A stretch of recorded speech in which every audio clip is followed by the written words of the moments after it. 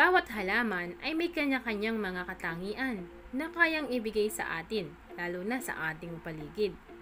Pero sa bidyong ito, isang natatanging halaman lamang ang ating pag-uusapan na may 7 pakinabang kung kaya maraming tao ang nagkakagusto dito. Ito ang halaman ng spider plant.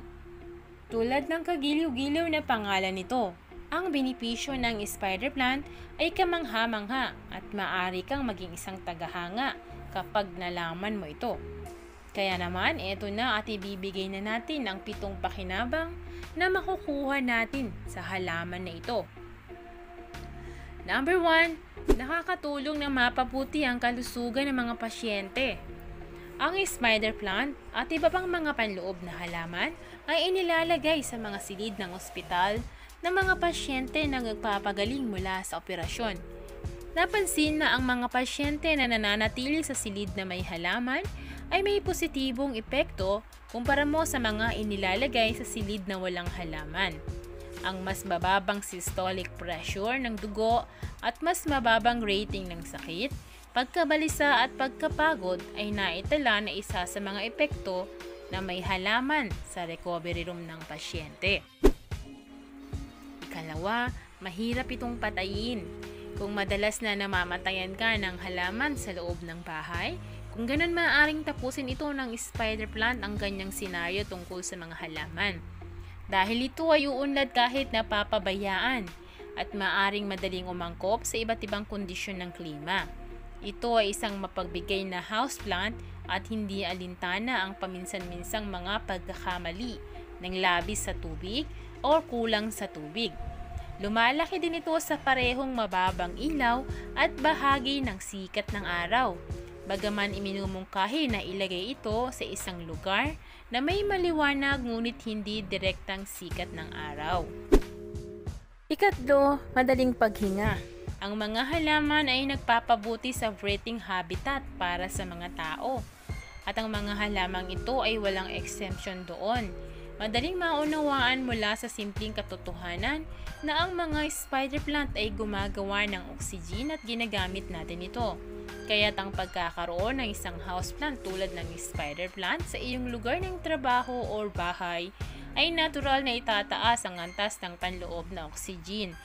Ang isa pang kagiliw-giliw na punto ay ang variegated na uri ng spider plant na gumagawa ng higit na chlorophyll kaysa sa iba pang mga variegated na mga houseplant. Kaya nangangahulugan mas maraming produksyon ng oxygen. Ang isa pang dahilan ang ligtas ito para sa mga alagang hayop. Isa sa pinakamahusay na benepisyo ng spider plant ay ligtas ito sa ating mga alaga. Bago pumili ng anumang halaman upang mapabuti ang kalidad na panloob ng hangin, mahalaga na malaman kung ligtas o hindi ang halaman na iyon para sa iyong mga alaga. Sa kabutihang palad naman, ang isa sa pinakamahusay na benepisyo ng halamang ito ay ligtas ito sa ating mga alagang hayop. Gayun din, walang nakitang anumang katibayan ng pagkakalason sa halaman ng mga alagang hayop natin sa ginawang pananaliksik. Ikalima, tinatanggal ang mga pollutant. Ang halaman na ito ay bahagi ng NASA Clean Air Study. Ito ay pinaka-epektibo sa pagtatanggal ng carbon monoxide, formaldehyde, xylene at toluene. Ito ay mas mahusay kaysa sa maraming mga panloob na halaman na lumahok sa eksperimentong iyon. Ang artikulong National Wildfire Federation ay kiniklaim na ang halamang ito ay nagtanggal ng higit sa 95% ng mga nakalalasong agents mula sa hangin at ito ay isa sa mga benepisyo sa kalusugan ng spider plant na dapat nating isaalang-alang. Ang halaman ding ito ay epektibo sa pagbabawas sa antas na panloob ng carbon monoxide na makakatulong sa pagbabawas ng pagkapagod, pananakit ng ulo, sipon, pananakit ng lalamunan, at mga sintomas na tulad ng trangkaso, sanhi ng pagkakalantad sa carbon monoxide. Tumutulong din ito sa pagbawas ng xylene at toluene mula sa nakapaligid na kapaligiran. Number 6, tinatanggal nito ang particulate matter, nitrogen dioxide at ozone. Tinatanggal ng halamang ito ang isa sa pinaka-nakakapinsalang polusyon sa sangkatauhan, particulate matter. Ang mga pinong maliliit na butil na ito ay maaring mapunta sa iyong baga at daluyan ng dugo at magiging sanhi ng pinsala. Ito rin ang naging isa sa kilalang katotohanan ng spider plant ay maaring sumipsip ng nitrogen dioxide ng epektibo. Ang nakalalason na gas na ito ay maraming nakakapinsalang epekto sa katawan ng tao. Ang spider plant ay sumisipsip ng ozone na nagiging isang pangkalahatang pollution sa panloob na hangin sa panahon ngayon.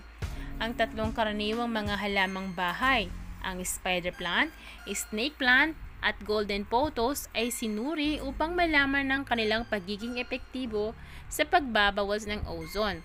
Ipinakita sa resulta na ang rate ng pag-ubos ng ozone ay mas mataas sa mga silid na naglalaman ng mga halaman na ito. At ang panghuling benepisyo nito, kaakit-akit ang itsura. Ang isa sa mga benepisyo ng halaman na ito ay mukhang nakakaakit ito bilang isang houseplant. Ang pinakamagandang bahagi ay maaari mo itong itanim sa isang nakabitin na basket o anumang karaniwang paso.